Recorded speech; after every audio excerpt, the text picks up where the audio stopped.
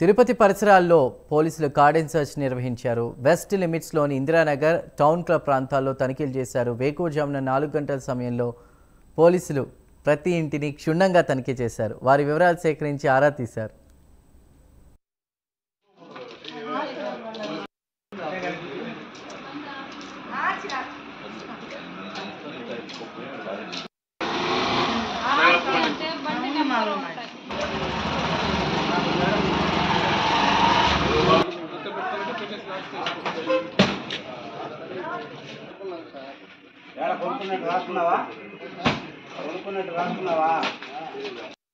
అదే కదా బండి రాసుకున్నావా